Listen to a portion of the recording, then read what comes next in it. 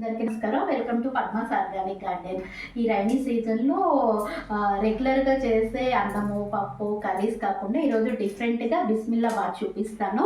అంటే వర్షాలకి కొద్దిగా స్పైసీగా చలికాలం కానీ తినాలనిపిస్తుంది కదా. ఇది కర్ణాటకలో చాలా ఫేమస్ అనమాట. ఇలాంటివి బిస్మిల్లా బాత్ని ఎలా చేయాలో మీకు ఎక్స్ప్లెయిన్ చేస్తాను. దీనికి అంతేకాకుండా ఈ బిస్మిల్లాబాద్కి రకరకాల ఎన్ని వెజిటేబుల్స్ వేస్తే కనుక అంత టేస్ట్ అనేది ఉంటుంది. ఒక్కోసారి మనం కొన్ని కూరలు చేయగానే కొన్ని వెజిటేబుల్స్ మిగిలిపోతాయి కదా, అట్లా ఒక్కొక్క టమోటా పొట్లకాయ ఇట్లా నేనైతే చూసారు కదా ఆనియన్స్ని ఇట్లా ఈ షేప్లో కట్ చేసుకోండి. ఇలా ఆనియన్స్ నిలువుగా కట్ చేసుకోవాలి. కొన్ని టమోటాలు కట్ చేశాను, బంగాళదుంపలు, గుమ్మడికాయ చాలా హెల్త్కి మంచిది కదా. ఇది మన గార్డెన్లో వచ్చిన గుమ్మడి ముక్కలు. లేకపోతే వీటిల్లో కొన్ని ఐటమ్స్ లేకపోతే స్కిప్ చేసేయండి. పచ్చి బఠానీ కూడా వేసుకోవచ్చు, నా దగ్గర ప్రస్తుతానికి అవైలబుల్ లేదు. గ్రీన్ పీస్ వేసుకోవచ్చు. బీన్స్ చాలా టేస్ట్ ఉంటుంది, బీన్స్ ఉన్నా కూడా వేయచ్చు. క్యారెట్ ముక్కలు కూడా వేసుకోవచ్చు అనమాట. నేనైతే ఇవి పొట్లకాయ, ఇది గార్డెన్లో వచ్చిన పొట్లకాయ అనమాట. పచ్చిమిర్చిని ఇట్లా నిలువుగా స్లైసెస్గా కట్ చేసుకున్నాను. వెజిటేబుల్స్ అనేవి మీ చాయిస్ అనమాట. రకరకాల వెజిటేబుల్స్ వేసుకోవచ్చు. ఎన్ని వెజిటేబుల్స్ వేసుకుంటే అంత హెల్త్కి మంచిది కదా. ఇట్లా నైస్గా చాప్ చేసేసుకోండి. బాగా నీట్గా కట్ చేసుకున్న తర్వాత నేను ఈ క్వాంటిటీలో రైస్ చేస్తున్నాను. ఈ క్వాంటిటీకి ఎన్ని కందిపప్పు తీసుకున్నాను. కుక్కర్లో బాగా నీట్గా కడిగి 1కి 3 పోయండి. 3 కొలత పెట్టుకొని 4 విజిల్స్ వచ్చే వరకు పొంగల్ ఎలా ఉడికించుకుంటామో మెత్తగా అట్లా మెత్తగా రైస్ని ఉడికించి పెట్టేసుకోవాలన్నమాట. ఈ క్వాంటిటీకి నేను ఇంత చింతపండు తీసుకున్నాను అనమాట. చింతపండుని ముందుగా నానబెట్టేసేసి చింతపండు రసం కూడా రెడీగా పెట్టేశాను. చూసారు కదా, ఇలాంటి గిన్నెల్లో మాత్రమే చేయాలి. ఎందుకంటే మనం రైస్ని డైరెక్ట్గా చేస్తున్నాం కాబట్టి మాడిపోయే ఛాన్స్లు ఉంటాయి. ఇట్లాంటి సిల్వర్ గిన్నె కానీ లేకపోతే మందబాటి గిన్నెల్లో కానీ మాత్రమే ఈ రైస్ని మనం చేసుకోవాలి. దీంట్లోకి ఆయిల్ వేసేస్తున్నాను. ఈ బిస్మిల్లాబాద్కి కొద్దిగా ఆయిల్ ఎక్కువే పడుతుందన్నమాట. నేను 4 టేబుల్స్ ఆయిల్ వేసేసాను. బిస్మిల్లాబాద్కి అసలైన టేస్ట్ వచ్చేది నెయ్యి. 1 స్పూను నెయ్యి కూడా వేసేస్తున్నాను.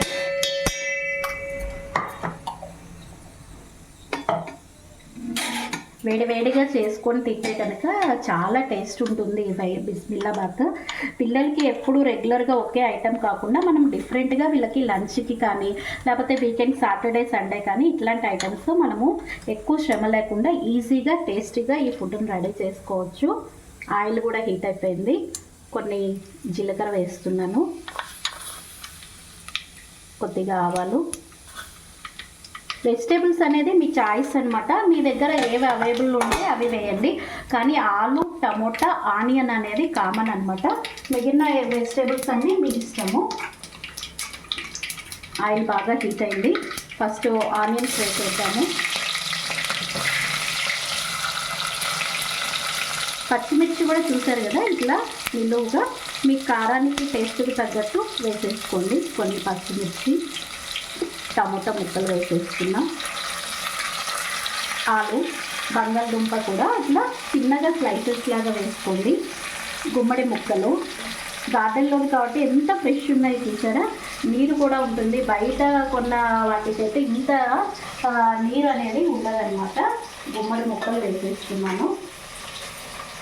నా ఫేవరెట్ పొట్లకాయ కూడా వేస్తున్నా. పొట్లకాయ కూడా ఇట్లా రింగ్స్ లాగా మనం కట్ చేసుకోవాలన్నమాట. పొట్లకాయ ముక్కలు వేసేస్తున్నాను. అన్నీ నీట్గా ఫ్రై అవ్వాలి. ఈ ముక్కలన్నిటినీ మనం హై ఫ్లేమ్లో వేయించుకోవాలన్నమాట. బాగా మగ్గాలి.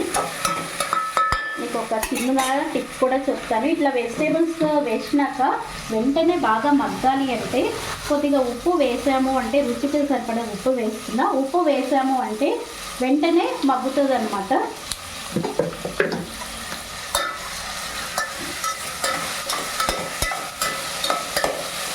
ఇది మగ్గడానికి ఒక 2 మినిట్స్ పడుతుంది. చూసారు కదా మన వెజిటేబుల్స్ ముక్కలు కూడా బాగా మెత్తగా ఉడికిపోయినాయి అనమాట. ఇట్లా ఉడికినాక లాస్ట్కి కరివేపాకు వేసుకోవాలి. కరివేపాకు కూడా అలానే వేసేస్తే కూరల్లో నుంచి తీసేస్తారు. కరివేపాకు తినడం వల్ల చాలా హెల్త్కి మంచిది. అందుకనే చిన్నగా స్లైసెస్ లాగా చేశాను. గార్డెన్లోనే ఇది కూడా. కరివేపాకుని నీట్గా వేసేసి చూసారు కదా ముక్క బాగా మెత్తగా అయ్యే వరకు ఉడికియాలి. బిస్మిల్లాబాద్కి ఈ వెజిటేబుల్స్ ఎంత బాయిల్ అయితే అంత టేస్ట్ ఉంటుంది. బాగా దూరగా చూసారా గుమ్మడికాయ కూడా మగ్గిపోయింది. ఇట్లా అంటే మగ్గిపోయింది కదా. ఇప్పుడు చింతపండు గుజ్జు తీసి పెట్టుకున్నాం కదా, ఆ చింతపండు గుజ్జుని పోసేసుకుందాము.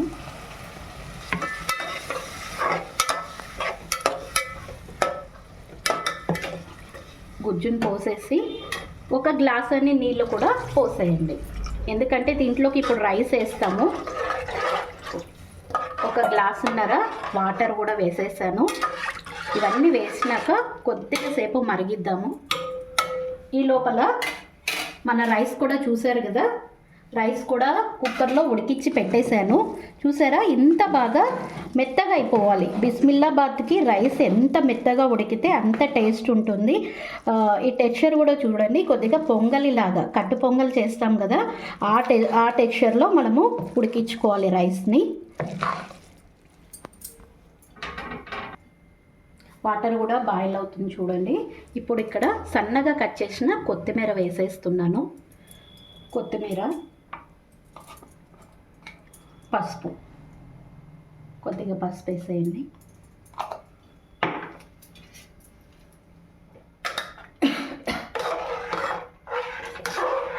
బాగా కలిపేద్దాము. ముక్కలు బాగా ఉడికినాక మీరు గుర్తుపెట్టుకొని కొత్తిమీర పసుపు లాస్ట్లో వేసేయండి. ఇప్పుడు మనం ఉడికించి పెట్టుకున్నాం కదా రైస్, ఈ రైస్ని కూడా ఇదంతా స్టవ్ హైలో ఉంది కదా తగ్గించి పెట్టేసుకోండి, మళ్ళీ మాడిపోతుంది. రైస్ అంతా దీంట్లోకి వేసేద్దాం. రైనీ సీజన్ కానీ శీతాకాలంలో వెదర్ కోల్డ్గా ఉన్నప్పుడు ఈ రైస్ అనేది చాలా టేస్టీగా ఉంటుంది. వేడివేడిగానే తింటేనే దీని టేస్ట్ అనేది మనకి తెలుస్తుంది అన్నమాట. మీరు తినేది కొద్దిగా లేట్ అయితే కనుక హాట్ ప్యాక్లో పెట్టేసుకోవచ్చు. మెత్తగా ఉడికించిన అన్నాన్ని దీంట్లోకి వేసేద్దాం.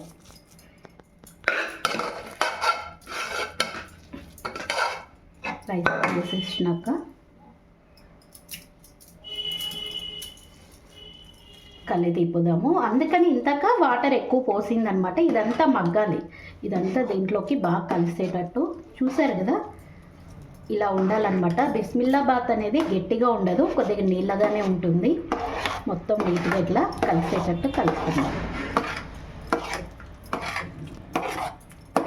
ఉంటలు లేకుండా నీట్గా కలుపుకోవాలి. మనం చింతపండు రసము అన్నీ వేసాం కదా, అవన్నీ వెజిటేబుల్స్ అన్నీ ఈ రైస్కి పట్టాలన్నమాట. దీంట్లోకి కొద్దిగా ధనియాల పొడి కూడా వేసేయండి. ఒక స్పూను ధనియాల పొడి వేస్తున్నాను. ఈ బిస్మిల్లాబాద్కి పౌడరు మనము మినపప్పు కొద్దిగా, పచ్చిమిరపప్పు కొద్దిగా ఒట్టిమిరపకాయలు, కొద్దిగా చెక్క వేసి పౌడర్ చేసుకోవచ్చు. అది చేసే టైం లేదు, అది మేము చేసుకోలేము అన్నవాళ్ళు మన ఎంటీఆర్ సాంబార్ పొడి ఉంటుంది కదా, అది కూడా వేసేయచ్చు. లేకపోతే ఆ మసాలాని మనం ఇంట్లోనే తయారు చేసుకోవచ్చు అనమాట. సేమ్ సాంబార్ పొడికి ఎలా మసాలా తయారు చేసుకుంటామో అదైతే సరిపోతుంది. ఆ పొడిలో చెక్క అనేది కంపల్సరీ వేయండి. చెక్క వేస్తేనే మనకి ఆ టేస్ట్ తెలుస్తుంది. కొన్ని మిరియాలు కూడా యాడ్ చేసుకున్నా బాగుంటుంది. ఒక 2 మిరియాలు, ఒక 2 లవంగాలు కూడా వేసుకోవచ్చు. ఇది కొద్దిగా సేపు ఉడకనిద్దాము. మనం వేసిన వెజిటేబుల్స్, చింతపండు రసము అన్నీ దీనికి రైస్కి పట్టుకోవాలి కదా. చూసారు కదా అన్నము అన్నీ బాగా మగ్గిపోయినాయి. మనకి అది తెలుస్తుంది అనమాట. ఇక్కడ చూసారా ఎట్లా బుడగల్లాగా వస్తుందో, ఉడికినట్టు తెలుస్తుంది. నేను ఈ క్వాంటిటీకి 2 5 రూపీస్ ఎంటీఆర్ సాంబార్ పొడి ప్యాకెట్ ఉంటుంది కదా, ఏదైనా మీ ఇష్టం, అది ఈస్టర్న్ అయినా స్వస్తిక్ అయినా ఏదైనా వేసుకోండి సాంబార్ పొడి. నేను 2 ప్యాకెట్ల సాంబార్ పొడి అయితే పడుతుంది మనకి. లాస్ట్కి అనమాట. మీరు ఎప్పుడైతే దించేస్తారో అప్పుడు మనం సాంబార్ పొడి వేసేసుకొని కలుపుకోవాలి. సాంబార్ పొడి లేకపోతే మనం ఇంట్లో తయారు చేసుకున్న సాంబార్ పొడి అయినా దీనికి వాడచ్చు. ఏమంటే ఈ సాంబార్ పొడికి చెక్క లవంగం అయితే వేస్తేనే ఆ టేస్ట్, బిస్మిల్లాబాద్ టేస్ట్ అనేది మనకు వస్తుంది. బాగా కలుపుతాము.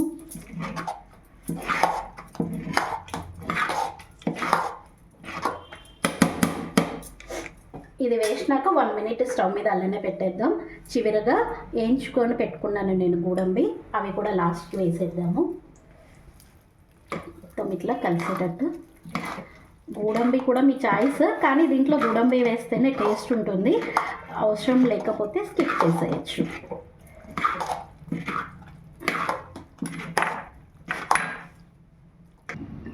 అంతేనండి, ఎంతో టేస్టీగా ఉండే బిస్మిల్లాబాత్ అనేది రెడీ అయిపోయింది. వేడివేడిగా ఒక సర్వింగ్ బౌల్లో సర్వ్ చేసుకుందాము.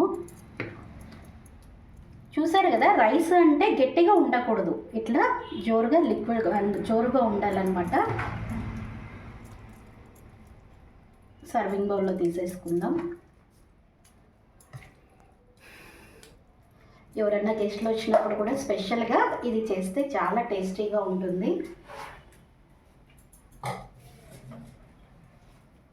ఎంతో టేస్ట్ అయిన బిస్మిల్లాబాత్ రెడీ. Thank you.